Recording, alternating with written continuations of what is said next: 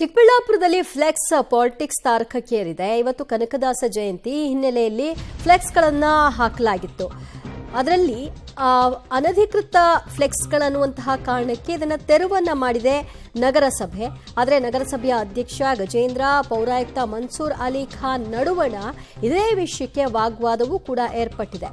ನಗರಸಭೆ ಅಧ್ಯಕ್ಷ ಗಜೇಂದ್ರ ಮತ್ತು ಸಂಸದ ಸುಧಾಕರ್ ಇರುವಂತಹ ಭಾವಚಿತ್ರ ಇರುವಂತಹ ಫ್ಲೆಕ್ಸ್ ಅದಾಗಿತ್ತು. ಅದನ್ನು ಉದ್ದೇಶಪೂರ್ವಕವಾಗಿ ರಾಜಕೀಯ ಷಡ್ಯಂತ್ರದಿಂದ ಇದನ್ನು ತೆಗೆಸಲಾಗಿದೆ ಅನ್ನೋದು ಒಂದು ಕಡೆಯ ವಾದ. ಇನ್ನೊಂದು ಕಡೆಯಲ್ಲಿ ಇದು ಅನಧಿಕೃತ, ಇದಕ್ಕೆ ಪರ್ಮಿಷನ್ ಇಲ್ಲ, ಹಾಕ್ಲಿಕ್ಕೆ ಅವಕಾಶ ಇಲ್ಲ, ಆ ಕಾರಣಕ್ಕೆ ತೆಗಿತಾ ಇದ್ದೀವಿ ಅಂತ ಪೊಲೀಸರ ಭದ್ರತೆಯೊಂದಿಗೆ ಆ ಎಲ್ಲ ಫ್ಲೆಕ್ಸ್ಗಳನ್ನು ತೆರವು ಮಾಡಿರುವಂತಹದ್ದು ನೋಡ್ತಾ ಇದ್ರಿ ಸ್ಕ್ರೀನಲ್ಲಿ.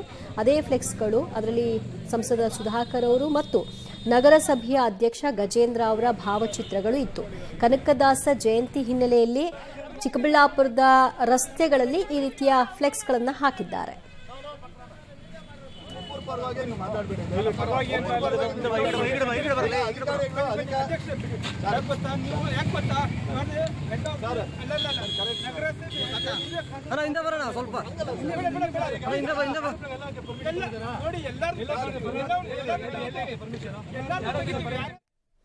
ಈ ಬಗ್ಗೆ ಮತ್ತಷ್ಟು ಮಾಹಿತಿ ಪಡೆಯೋಣ ನಮ್ಮ ಪ್ರತಿನಿಧಿ ಮುದ್ದುಕೃಷ್ಣ. ಮುದ್ದುಕೃಷ್ಣ, ಜಿಲ್ಲಾಡಳಿತದ ವತಿಯಿಂದ ಆಯೋಜನೆ ಆಗಿರುವಂತಹ ಕಾರ್ಯಕ್ರಮ ಆದಾಗ ಇದು ಅನಧಿಕೃತ ಹೇಗಾಗುತ್ತೆ?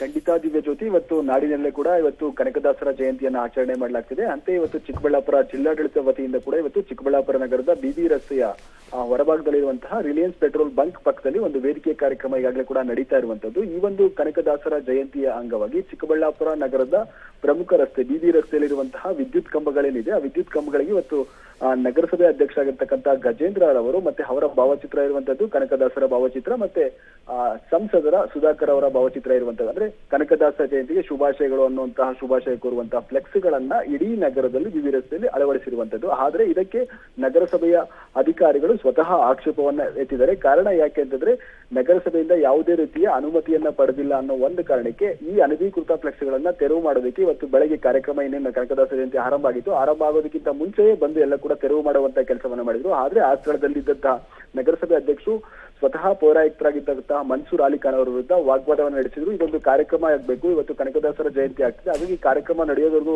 ಫ್ಲೆಕ್ಸ್ಗಳನ್ನ ಉಳಿಸ್ಕೊಳ್ಳಿ, ತದನಂತರ ಬೇಕಾದ್ರೆ ತೆರವು ಮಾಡಿ ಅಂತ ಹೇಳಿದ್ರು. ಆದ್ರೆ ಇದು ಕಾನೂನು ಬಾಹಿರ, ನಿಯಮ ಬಾಹಿರವಾಗಿದೆ, ನೀವು ಯಾವುದೇ ರೀತಿಯ ಅನುಮತಿಯನ್ನ ಪಡೆದಿಲ್ಲ ಅಂತ ಹೇಳಿ ಅದನ್ನ ತೆರವುಗೊಳಿಸಿದ್ರೆ. ಆದ್ರೆ ಇದೆಲ್ಲವೂ ಕೂಡ ಈ ಒಂದು ರೀತಿಯ ರಾಜಕೀಯ ಷಡ್ಯಂತ್ರ ಅನ್ನುವಂತಹ ಆರೋಪವನ್ನ ಸ್ವತಃ ಅಧ್ಯಕ್ಷ ಆಗಿರ್ತಕ್ಕಂಥ ಗಜೇಂದ್ರವನ್ನ ಮಾಡ್ತಾ ಇದ್ದಾರೆ. ಕಾರಣ ಯಾಕೆ ಅಂತಂದ್ರೆ ಪ್ರಪ್ರಥಮವಾಗಿ ಶಾಸಕರಾಗಿ ಪ್ರದೀಪ್ ಈಶ್ವರ್ ಆಯ್ಕೆಯಾದ ನಂತರ ಚಿಕ್ಕಬಳ್ಳಾಪುರದಲ್ಲಿ ಫ್ಲೆಕ್ಸ್ ಅನ್ನ ಬ್ಯಾನ್ ಮಾಡಲಾಗಿತ್ತು. ಈಗ ಅದು ವಿವಾದಕ್ಕೆ, ಅಂದ್ರೆ ಈಗ ಅವರೇ ಇದನ್ನ ಉದ್ದೇಶಪೂರ್ವಕ ತೆರವುಗೊಳಿಸ್ತಾರೆ ಅನ್ನುವಂತಹ ಆರೋಪಗಳನ್ನ ಈಗ ಮಾಡ್ತಾ ಇರುವಂತದ್ದು. ದಿವ್ಯ ಜ್ಯೋತಿ, ಥ್ಯಾಂಕ್ ಯು ಮುದ್ದುಕೃಷ್ಣ ನಿಮ್ಮೆಲ್ಲ ಮಾಹಿತಿಗೆ.